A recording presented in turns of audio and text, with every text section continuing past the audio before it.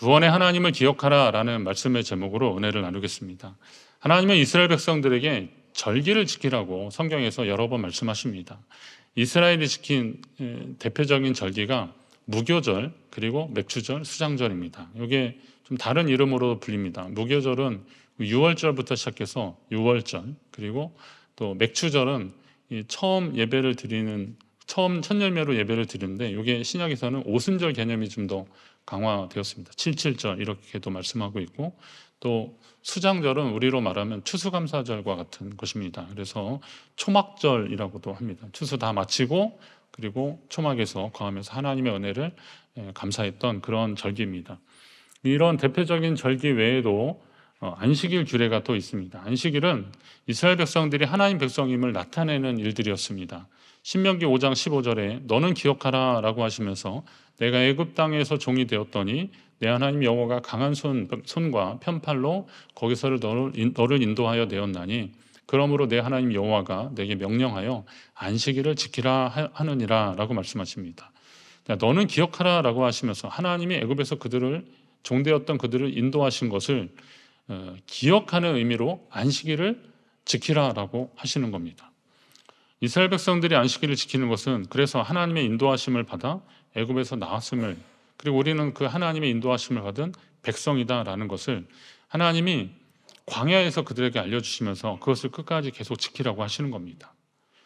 예전에는 우리가 한번 TV 그 옷 의류회사 광고에 주일은 지켜십니다 그랬더니 그거 종교 성향을 원래 공영방송에는 그러면 안 된다면서 어느 한쪽에서 이제 문제 제기를 해서 일요일은 쉽니다 이렇게 했습니다. 그게 왜 그러냐면 세상 사람들은 그냥 일요일을 그냥 쉬는 날로 하지만 그래도 그리스도인들은 주일이라고 벌써 호칭하면서 이날을 하나님이 명하시고 하나님이 우리에게 알려주신 날이니까 이날을 주일, 주님의 날로 지키는 것이 성도의 다짐이기도 하고, 또 이날을 지키는 것이 세상 사람들에게는 내가 하나님 자녀, 하나님 백성임을 선포하는 일이 되는 겁니다.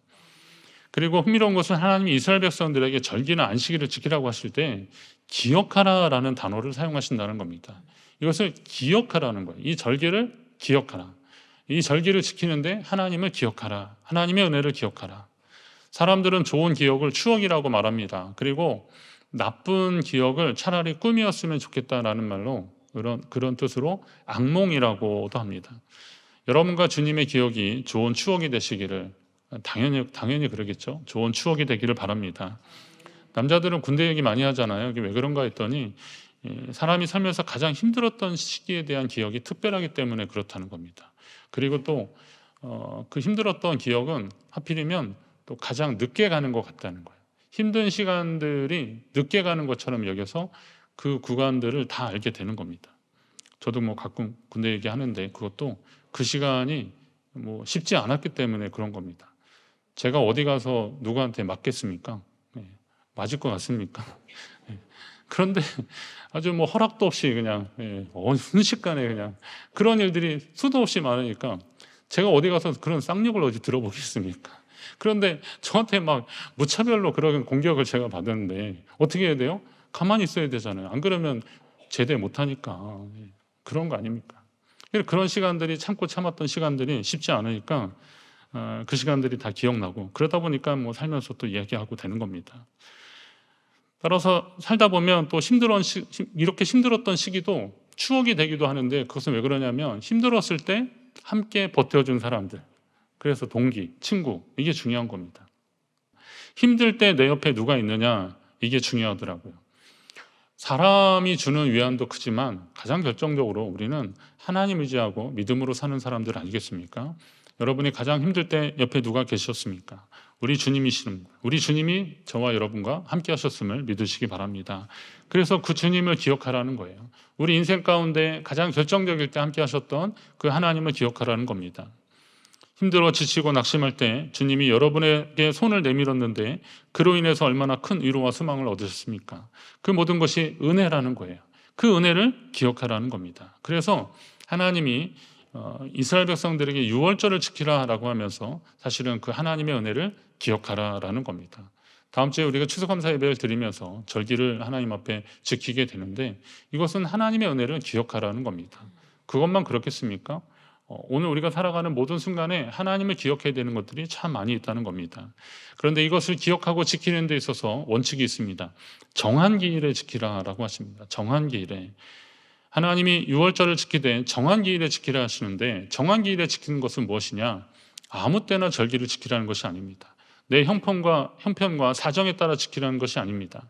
하나님이 정하신 때에 그 시기에 맞춰서 절기를 지키라는 겁니다. 이스라엘 백성들은 출애굽한 그 달을 유대 원력으로 정월 첫째 달로 삼았습니다. 그리고 그 달 14일 해질녘부터 유월절을 지키라는 겁니다. 그 밤에 유월절 어린 양으로 만찬을 하고서 하나님이 자신들을 구원하신 사건들을 기억하고 감사하라는 겁니다. 감사를 어떻게 해요? 우리가 하나님께 예배한다고 하는데 예배는 하나님의 은혜에 대한 기억이라고 했습니다. 하나님의 은혜를 기억하며 그 시간들을 보내라는 거죠.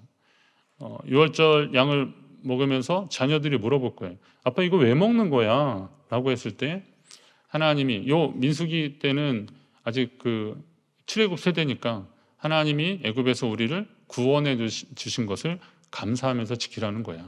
시간이 몇십 년, 몇백 년 지나서 이제 그 출애굽 세대의 사람들이 없지만 그러나 이 절기를 계속 지키면서 우리가 이걸 왜 먹는 거예요? 라고 했을 때 우리가 애굽 땅에서 종되었을 때 하나님이 우리를 구원해 내셨다. 그 하나님께 감사하면서 우리는 이 절기를 지키는 거다라고 기억해 나가면서 이 절기를 지켰던 겁니다. 절기를 지키는 것은 또 하나님 앞에 기억하는 거고 또 감사하는 것이라 그랬습니다. 우리가 하나님 앞에 감사하며 예배를 드리지 않습니까? 제사를 드리지 않습니까? 예배는 하나님의 은혜에 대한 기억, 거기에는 또 그 감사에는 희생의 예물이 있고 하나님 앞에 바쳐지는 것들이 있었습니다. 그 은혜를 기억하며 우리도 주님 앞에 감사하는 것들이 있어야 되고 그리고 우리의 삶을 드릴 수 있는 준비가 있어야 됩니다. 주님이 우리를 위해서 생명을 주셨듯이 우리도 주를 위해서 생명을 드리는 심정으로 예물을 준비하는 겁니다.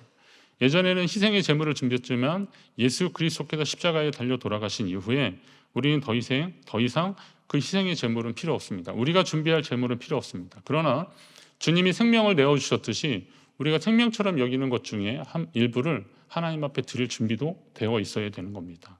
그럼 여러분이 인생을 살면서 생명처럼 여기는 것들이 과연 어떤 것들이 있을까요?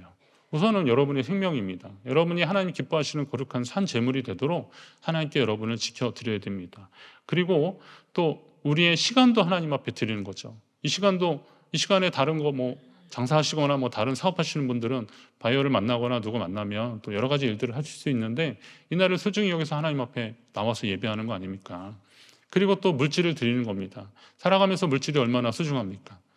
생명처럼 여기는 그런 것들, 이런 것들을 하나님 앞에 드리면서 우리는 온전히 하나님이 기뻐하시고 하나님이 영광 받으시는 예배에 힘쓰는 것입니다. 주님께 드려지는 우리의 헌신을 주님이 기뻐 받으실 줄로 믿습니다. 그리고 정한 기일에 지키라는 말씀에 우리가 잘 집중해야 됩니다. 우리의 시간과 하나님의 때가 있습니다. 우리가 생각하는 시간과 하나님의 때가 분명히 있습니다. 그러나 우리는 심지어 하나님의 일도 우리의 시간에 맞추려고 하는 겁니다. 오늘 이 말씀 준비했는데 우리 시온성가대 모든 일에 때가 있으니라고 하면서 찬양 제목이 그래서 참 신기하다 그랬습니다. 제가 이 말씀 준비하면서 그랬거든요. 사람이 생각하는 때가 있고 하나님의 때가 있다는 거죠. 그런데 사람은 하나님이 내 때에 맞춰서 역사하셨으면 하는 그런 바람들, 그런 욕심들이 있는 거예요. 물론 당연할 수는 있겠지만 그러나 우선순위나 더 중요한 것이 있다면 그건 하나님의 때이죠. 내 때가 아니라는 겁니다. 우리는 하나님의 때를 기다리는 사람들이고 그때에 하나님이 역사하시기를 기도하는 사람들입니다. 그래서 우리는 하나님의 때에 우리를 맞춰가야 됩니다. 마가복음 1장 15절에 보면 예수님이 세례 요한이 붙잡혔다는 소식을 듣고 이제 공식적으로 공생애를 시작하십니다. 그러면서 가라사대 때가 찼고 하나님의 나라가 가까웠으니 회개하고 복음을 믿으라 라고 말씀하십니다.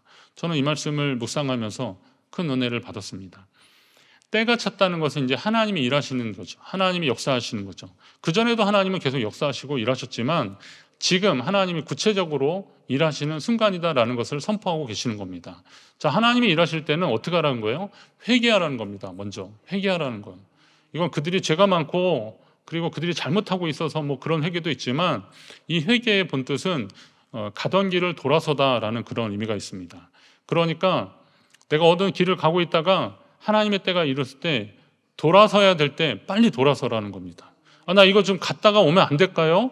나 이거 갔다가 일 끝내고 와서 하면 안 될까요? 이게 아니라 하나님이 일하신다 그러면 거기서 가던 길을 멈추고 빨리 돌아서라는 겁니다.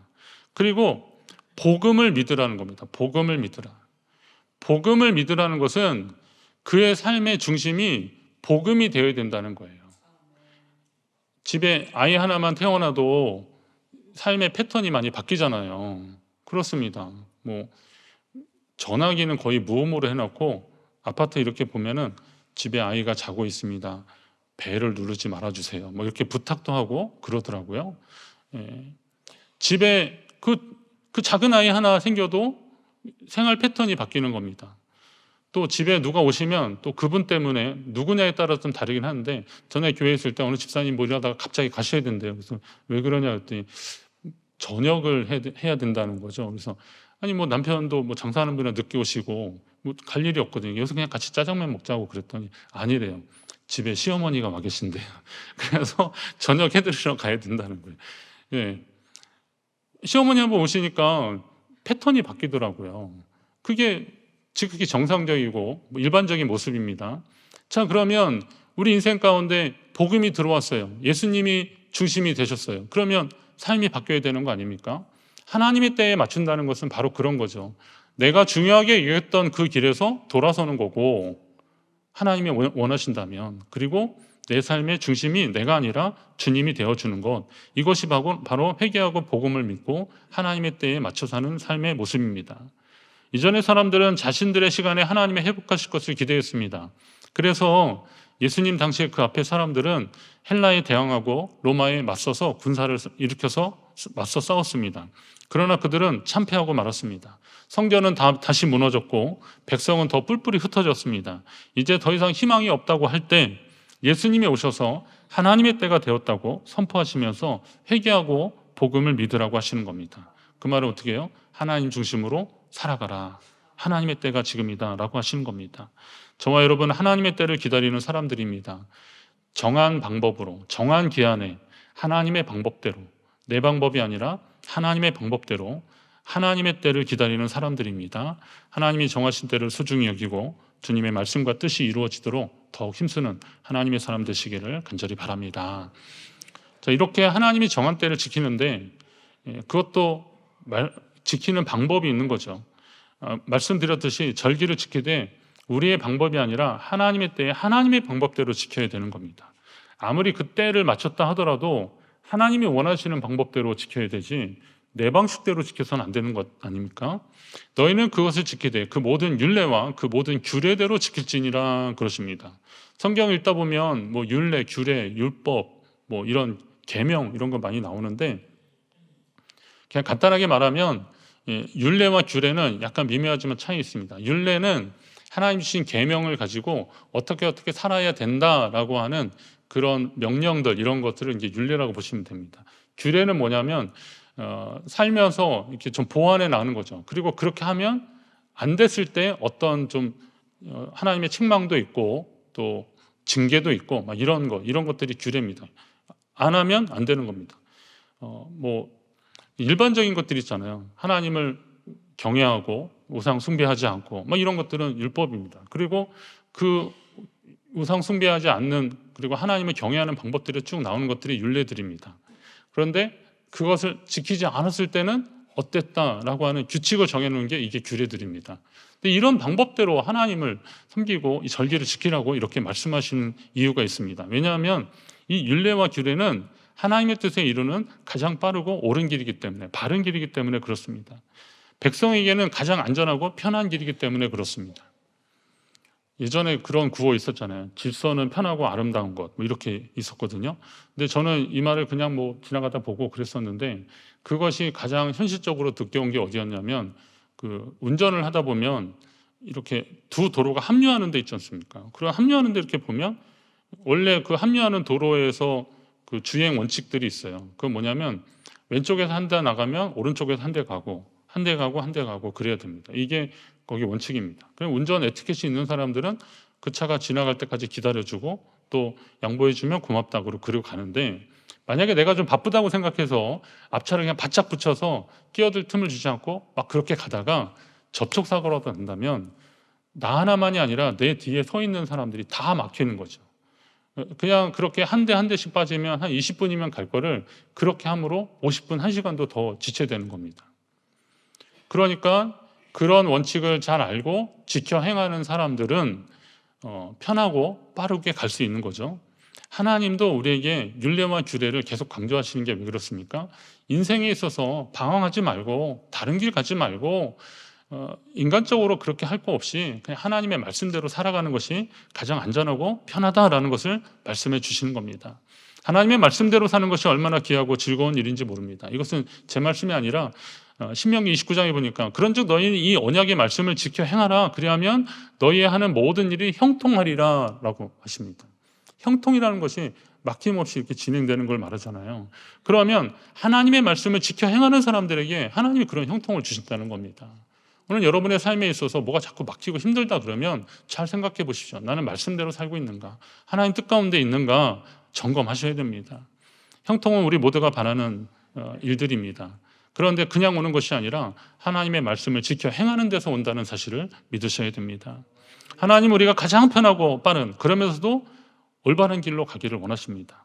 편하고 빠른데 그릇된 길로 가면 안 되잖아요. 바른 길로 가야 되잖아요. 하나님이 원하시는 그 길로 가야 되잖아요. 그게 하나님의 말씀대로 살아가는 사람들에게 주시는 하나님의 은혜입니다. 이스라엘 백성들이 가데스 바네아에서 가나안을 다녀온 정탐꾼들의 보고를 듣고 불평하지만 않았으면 그들은 바로 그 땅에 들어갔을 텐데라는 아쉬움들이 있습니다. 근데 그 땅을 다녀온 한 40일 동안 정탐하고 온 사람들이 그 땅이 정말 곡식도 크고 막 이게 포도를 그냥 둘이 메고 움직이고 막 그럴 정도고, 근데 문제가 있다는 게 뭐냐 그랬더니 그들에 비하면 우리는 메뚜기라는 거죠. 그래서 가면 그냥 다 죽게 생겼다고, 큰일 났다고 그러는 겁니다. 이런 얘기를 들으니까 백성들이 탄식이 나오는 거죠. 야, 우리가 어떻게 여기까지 와서 여기서 죽게 생겼다고. 그러나 여호수아와 갈렙은 아니다. 그건 맞지만 하나님이 우리를 위하시면 우리가 당장 그들과 싸워서 이길 것이고 그들은 우리의 밥이다 라고 그렇게 막 이야기를 합니다. 근데 이 말을 듣지 않더라고요. 결국은 나머지 10명의 말을 듣고서 거기서 그들이 탄식하면서 하나님을 원망하기 시작합니다. 이게 그들은 현실의 장애만 보았지 그 땅을 통해서 베푸실 하나님의 은혜를 보지 못한 겁니다. 이게 믿음의 차이 아니겠습니까? 이스라엘 백성들에게 절기를 지키라고 하시는 하나님의 명령은 그들에게 하나님의 그 구원의 손길을 기억하라는 겁니다. 구원이 뭐예요? 우리의 힘과 능력으로 도저히 안 되는 것을 하나님이 해주신 것을 구원이라고 하는 겁니다. 우리의 연약함 때문에, 우리의 죄 때문에 주님이 십자가에서 죽으셔야만 했습니다. 다른 어떤 말로도 표현할 수 없는 하나님의 큰 은혜와 사랑이 없었다면 우리는 아마도 사망의 변호표 뽑아들고 절망의 시간들을 보내고 있는 사람들과 다를 바 없었을 것입니다. 그러나 하나님이 우리에게 생명의 복음을 주셨습니다. 주의 몸된 교회 춘천중앙교회를 통해서 하나님 그 복음이 전해지게 하셨고 오늘 우리가 복음을 영접하고 하나님의 자녀가 되었습니다. 우리 교회뿐만이 아니라 다른 교회를 통해서 하나님 계속 그 일을 하셨고 어쨌거나 우리 이 자리에 모여서 하나님 앞에 예배하도록 하신 겁니다. 그럼 우리는 이 자리에 온 목적이 무엇입니까? 하나님께 감사한 것이고요. 그 하나님의 구원의 은혜에 그 은혜를 기억하고 주님 앞에 나온 겁니다. 이 자리에 안 나오면 하던 일을 앞두고 있는데 하나님이 안 도와주실까 봐 겁나서 나온 게 아니라는 거죠. 이 자리에 안 나오면 괜히 어디 가다 사고 날까 봐 나온 게 아니라는 거예요. 하나님이 주신 것에 감사해서 그 하나님을 기억하고 주님 앞에 나온 겁니다. 이날을 더 기뻐하고 감사하시기 바랍니다. 그런 이런 기억하라는 원리로 볼 때, 같은 원리로 볼 때 매 주일 돌아오는 이 주일 예배가 하나님이 베푸신 은혜를 기억하는 사건이라는 사실도 기억하십시오. 그 구원의 손길에 대한 우리 인간의 응답이 바로 예배입니다. 하나님이 예배를 통해서 영광 받으시길 원합니다. 그리고 우리에게 더 새롭고 큰 은혜를 베풀어 주시는 겁니다. 신명기 6장에 보면 여호와께서 우리에게 이 모든 길을 지키라 명하셨으니 이는 우리 하나님 여호와를 경외하여 항상 복을 누리게 하기 위하심이라 라고 그렇게 말씀하십니다. 하나님이 그 복을 누리게 하기 위해서 우리가 그 명령대로 그 규례대로 지켜 행하라고 하나님 명령하신 것은 하나님을 경외하는 가운데 하나님이 우리에게 주신 복을 누리도록 하라는 겁니다. 그러니까 하나님을 기억하고 하나님 앞에 예배하는 가운데 하나님이 우리에게 또 새로운 복을 주시고 또 은혜를 주시는데 이걸 가지고 또 어떻게 되느냐? 하나님 주신 복을 누리면서 살라는 겁니다. 이 복을 누리면서 산다는 것은 여호와를 경외하여 항상 복을 누리게 하기 위함이라고 하셨는데 이게 어떤 의미일까 제가 말씀 묵상하면서 생각해 봤습니다. 제 지갑에 뭐 그럴 일은 없는데 어떤 100만 원이 있다고 한번 해보십시오. 100만 원이 있는데 아침에 딱 나가면서 여보 내 지갑에 100만 원이나 있어 막 자랑하는 거죠. 잘 갔다 와요. 그런데 제가 저녁에 막 돌아왔는데 여보 나 오늘 아침에 가져왔던 100만 원 그냥 들고 왔어. 이거 봐. 내가 이거 지키려고 말이야. 내 친구한테 얼마나 밥 얻어먹고 또 택시비 얻어타고 막 그러면서 했는지 나는 얼마나 신나는지 몰라. 나는 이 100만 원이 아직도 내 수중에 있는 게 너무나 좋아. 라고 하면 제 아내는 저한테 뭐라고 하겠어요? 아유, 이런 사람을 남편으로 믿고 살았을까? 불쌍하지 않을까요? 인생아 그러지 않을까요? 물론 아껴야죠. 꼭 필요한 데 있어야죠. 그런데 그걸 그렇게 품고 나갔는데 정말 어렵고 힘든 친구를 만났는데 어렵다니까 왜 이렇게 추운데 얇게 입고 다녀? 좀 두껍게 입고 다녀. 그리고 밥도 든든히 먹고 다녀. 잘 가. 난 바빠서 좀 일이 있어. 그리고 간 거죠. 누가 좀 어려운 사람이 좀 이런저런 얘기하니까 그래 세상 살다 보면 그럴 때도 있지만 나봐 이제 나중에 괜찮아지잖아. 이렇게 또 얘기하고 그냥 갔다고 해보십시오. 이게 누리는 삶입니까? 이게 누리는 삶일까요? 아니에요. 이건 누리는 삶이 아니에요. 그거는 뭐 혹시 자기 입장에서는 지키는 삶이라고 할지 모르겠지만 하나님이 주신 복을 누리는 삶은 절대 아니라는 겁니다. 그럼 누리는 삶은 뭐냐? 나누는 거예요. 베푸는 거예요. 예. 그러면서 하나님이 하실 것을 기대하는 겁니다. 오늘 우리가 예배 드리잖아요. 그리고 하나님 앞에 모여서 예배를 드리는데 예배가 몇 명 돌파하기 위한 예배가 아니잖아요. 우리가 하나님 주신 그 은혜를 기억하며 모였으면 이 마음을 모아서 함께 예배하며 또 준비한 예물을 드리고 이것이 하나님 나라 영광 위에서 쓰임받기를 우리는 또 소망하는 거 아닙니까? 저는 하나님이 우리에게 주신 복이 나누어진다는 것은 바로 그런 의미가 아닐까라는 겁니다. 개별적으로도 많이 하시겠지만 교회를 통해서 하시는 가운데는 하나님의 특별한 역사가 있다고 저는 보는 거예요. 다음 주에 그 tin성교회하고 푹빈교회 건축 현장에 가보고 tin성교회는 봉헌하러 가는데 봉헌 예배 드리러 가는데 그것이 우리 교회가 90전이 됐으니까 교회 하나 지었습니다라고 자랑하려고 가는 게 아니잖아요. 베트남 그 지역에 세워진 그 교회를 통해서 하나님이 하실 일들을 보게 하는 겁니다. 예전에 그 방글라데시 지역에 전에 있던 교회에서 50주년 기념으로 교회를 지었는데 거기 그 선교사님이 그러더라고요. 저는 깜짝 놀랐어요. 벌판에 그냥 교회 하나 딱 지어져서 여기에 사람들이 누가 모일까 그랬더니 그런 얘기 하시더라고요. 여기는 어차피 예수님을 믿고 예배 드리려면 거의 한두 시간 걸어오기 때문에 그 교회 주변에는 아니라는 거죠. 그런데 교회가 그렇게 딱 지어짐으로 인해서 주변 사람들에게 멀리서 보면 저거 뭐 하는 데냐 하면 교회구나 예배당이구나 라고 하면 도대체 어떤 사람들이길래 아니면 저기 뭐 하는 사람들이길래 일단 호기심을 갖게 되고 그리고 그들이 그 믿는 그 삶의 모습을 보면서 그 교회당을 보면서 사람들이 예수님에 대한 인식을 새롭게 하기 시작한다는 거예요. 그들이 전하는 복음에 대해서. 그러니까 어려운 지역에 교회를 지어주는 것은 개별적으로 그분들이 할 수 있는 것은 어렵잖아요. 그러니까 우리가 조금 여력이 있으니까 그들을 도울 수 있고 기도해서 헌금하시자 하니까 거기 동참하셨으니까 그걸 도와주는 가운데 거기서 하나님이 하신 일들을 함께 보는 거죠. 이게 하나님의 복을 누리는 삶이라는 겁니다. 우리가 그것 함으로 인해서 큰 호사를 누리거나 뭐 대단한 칭찬을 받고 그런 일은 아니잖아요. 그러나 하나님 주신 것들을 그렇게 십시일반 모아서 나누니까 거기에 그런 하나님이 일하시는 현장이 되는 거 아닙니까? 이게 하나님이 하시는 일들이라는 거죠. 오늘 이후로 여러분들이 더욱 주님의 구원을 찬양하고 오늘 우리의 삶 가운데 역사하시는 하나님께 감사하는 삶을 사시기 바랍니다. 그리고 이 놀랍고 아름다운 구원의 소식이 멈추지 않고 더 많은 사람들에게 전해져서 하나님 나라가 더 확장되었으면 좋겠습니다. 우리는 그 일에 하나님의 부르심을 받은 사람들입니다. 오늘 우리가 이렇게 예배하며 하나님을 기억하고 감사하는 것도 그런 하나님을 기대하며 이 자리에 모인 것입니다. 우리 교회가 지난 90년 동안 뿐만이 아니라 앞으로도 주님 오실 때까지 이 귀한 사명을 더 잘 감당하고 주님께 쓰임받는 교회 되기를 간절히 바랍니다.